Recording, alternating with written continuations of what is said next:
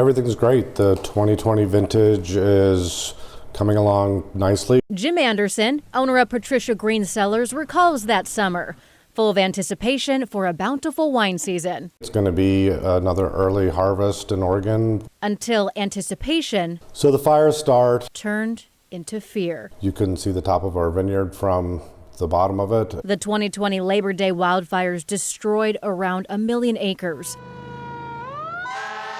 The Oregon Department of Transportation calling it the most destructive wildfires in the state's history. For around 2 weeks, we had some of the worst air quality index in the world. Their property was spared, but after the smoke cleared, it was back to business. We had done 2/3 of our harvest before we really even knew we had a problem. Picking up the pieces the smoke left behind.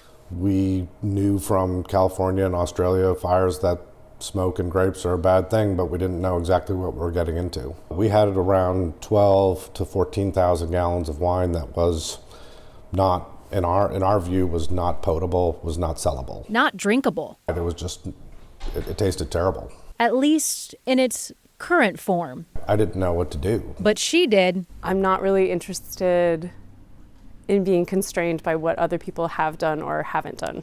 Anderson had a chance encounter with distiller and Corvallis native Lindsay Sardell. And she asked if she could take a run at it. And together, they turned wine into whiskey. And I knew that through distilling, I could extract some very beautiful parts of the wine that was made and then extract out the pieces that were tainted by smoke. Step 1, trying to prove that they could distill the wine into brandy. And then use that as the scaffolding to pair single varietals of barley whiskey into a blend that would make up a structure of a whiskey. One that's tasty, delicious, and reflective of Oregon.